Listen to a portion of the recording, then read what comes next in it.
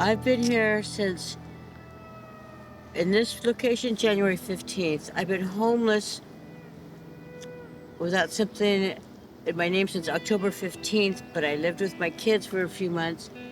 And then by June of 2016, I was on the street. So I had a tent and it was taken and destroyed. I left for one night. It was taken, destroyed, and everything I had in it was gone. This is a scary place for people who haven't had to live on the street. If you have already spent the night on the street for several days or several weeks, coming in here is just another street corner. Thing for being a toxic waste place, the mice still have 4 legs. You know, the birds have, the same legs. There's nothing that tells me that there's toxic waste. The plants are growing. The way we get our water, because there's no electricity or water here, we have a fire hydrant and people use big wrenches and they turn the fire hydrant on and then we fill buckets or whatever we have with water. And that water's used for people to drink, eat, cook with. And we still, hygiene-wise, wash clothes-wise, we're still trying to be self-esteem and somewhat self-sufficient, without being a burden to I don't want to say the system, that's not the right word. We just want to be a burden to, people who pick some things and say, we're not lazy. That's all. We're not lazy, and we're willing to go ahead and pull our weight. And so at times, someone just need a chance, someone just need, extra support. That's all. Like I say, I have no family in California by myself. So when things went bad, I didn't have years of deposit, whatever else, to get things done. I want to be a caregiver to help some elderly person in exchange for rent. I will work for rent. I will pay. I can't afford more than $400 a month right now. And I have stuff in storage that is now I'm learning how to live without so much. Learning how to live without a bed and dressers and furniture and cooking. I don't like it. I don't want to be here. I don't like it.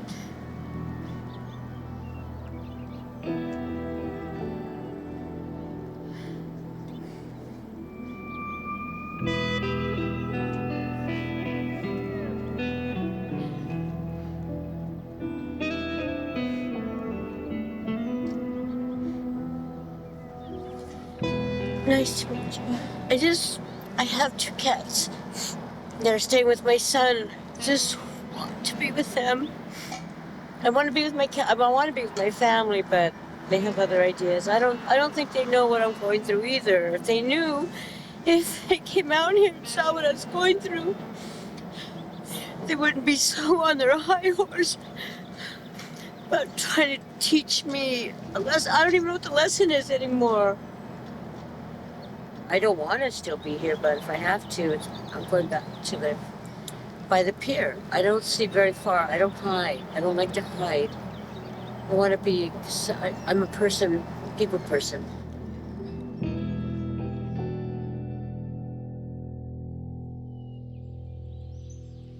A big concern, obviously, though, is the fact that there are a lot of homeless people living on or near that area who may have that chronic exposure still. So that is a concern for sure. But, again, the fact that that pile is still sitting there and it's contaminating groundwater, that's the biggest concern. I always say you're only a check away from being homeless.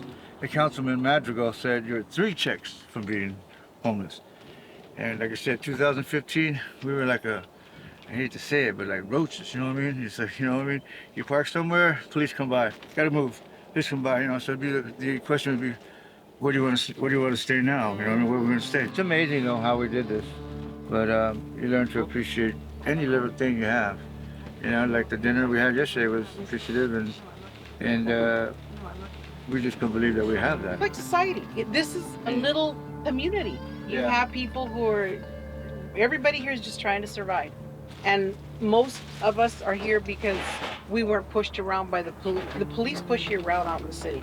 I worked all my life. I went to school, I got my education, got a job, worked, retired.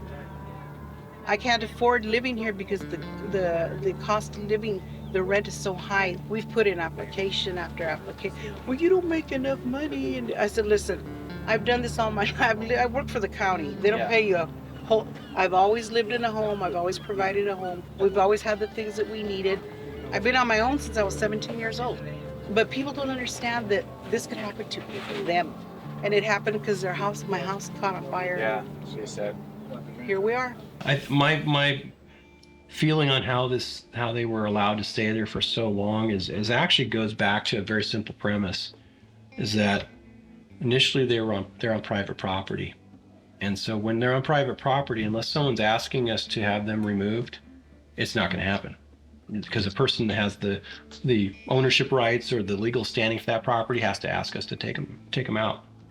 But with nobody being there, having an absentee owner and a lessee that we hadn't really had any contact with, they were allowed to stay there. And I think what happened was eventually word spread that, hey, this is a place where the police won't go. And because of that, I think the population exploded. It's definitely a problem, but you know, the thing about homelessness, it's not just a police problem. It's a larger societal problem. We've been here since 2008. Since 2008, but we were out there from August 2006. And he was here a lot more than me, because I would stay at my friend's house and stuff and leave for a few months, but I would come once a week and see him. But he's doing a lot better. He's glad he's out of here, because I came home and a bunch of my stuff was gone. See, but he made it miniature, so this was the worst part, being bent over like this doing things. So I got my sports seat right here. Where's this one? So, but I had a table to cook and stuff, so it's easy, and the closet was right here. I got mad and slammed that yesterday and broke. So, but it was all right. Our bed was all back there, and then the windows, but the roof just always kind of, because I'm claustrophobic, I was always like, so I'd stay here a day or two and then leave. My friend's son died right over there last year. He was the first murder last year, and they still haven't solved it, and they know who did it. You know they do. There's videotape all up and down the street. But he was the first murder of the year last year, and that kind of changed me and her about, you know. I knew when all those gang people came out, I said, there's going to be, somebody's going to die, and then somebody died out there. Now I have like a little spa. It's like a studio apartment, a long studio apartment. And it's good. It's nice. I'm settled in the front with my boyfriend, and I don't want to go anywhere. You know? It's still nice out here, even when the cars are not, there's no music, no generators on, no cars going. It's just the ocean. You could just hear it. But now, I don't know. So they're gonna kick everybody out, and when we all have to go out, and all these people that are here are gonna be roaming the streets now, and what's gonna happen then?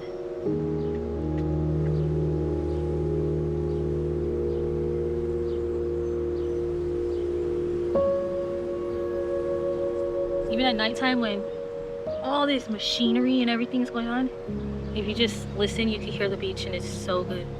Those are my favorite days, my favorite nights, just listening to the water, listening to the ocean. I don't want this place to be gone. So, you know, there's a lot of people, you know, a lot of other people, they're really good people, you know. Some are just here because they just have nowhere else to go, or, you know, they don't want to be out in out in the streets and stuff, but some people have jobs and just trying to save up to get a place, you know. I built a home out here, you know. So, like, now that I'm settled in my little spot now, I don't want to leave it. And there's all kinds of cars, trucks, all that. So I don't care. As long as I can stay here.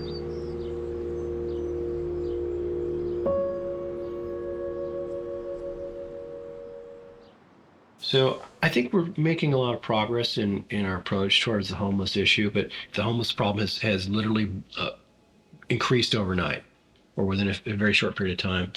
And I don't think I've ever, over the years, since the years I've been here, I've noticed in the past couple of years that the homeless issues seem to be present in an increasing percentage of the daily contacts that our officers have. And actually, I'll make sure I distinguish between the homeless and vagrants, because generally where we come in is with the vagrancy. It's not a crime to be homeless, you know, and our department really recognizes that it's the vagrancy and those other things that come along with it.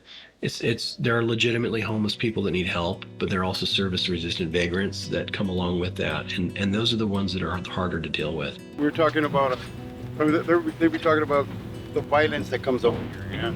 Well, there is violence that comes over here. You know, somebody got shot one day and stuff. But these are people that don't live here, you know? They come from the outside and they go over here, and because, you know, it's not policed like it should be, you know? There's no security here. So they come over here and they dump off on us that are trying to make it, you know? So what we're doing is we went to the city and we're asking for more time. And we got more time. We got some kind of fund coming in to get location to move from this place to another place, but we don't have the location. So what are we to do? Now we can't go to the parks, we can't go to the beaches because they're filled up with people that are being evicted from the fires. So we're going to go on the 10th. The 15th.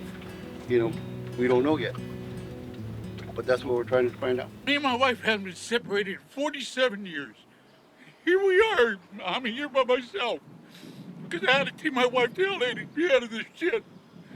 And the people from here, from this California, does not care about the homeless.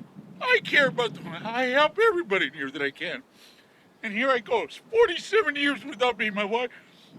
Oh, you got my wife with me now. It's bad. These guys say they're going to help us. They're going to help us. They don't know. They're not going to help us. They're going to put us on the street and give us tickets every weekend. They're going to give us a ticket because we're parked someplace just for them to make their money. I'm sorry, but that's the way I feel about here. And it's like this everywhere.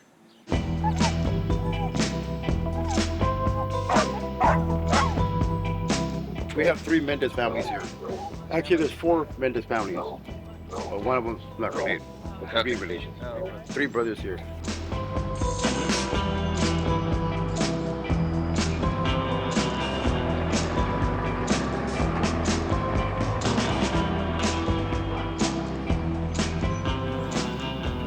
Babe, have we been here almost a year? Almost a year. Me and my husband, my future husband, have been on the streets for 5 years. And we started down in LA, and then we came back up here. So ever since we've been up here, we've been bounced around. The cops come in at 3 o'clock in the morning, banging on the door, waking us up, telling we have to move. And we've been having a lot of trouble with the motorhome. So it's like we can't just up and move. And then they threaten to tow us and all that. We've already been towed once. Our dog's been impounded, you know, and it took $1,300 to get back out. And it's our home, you know.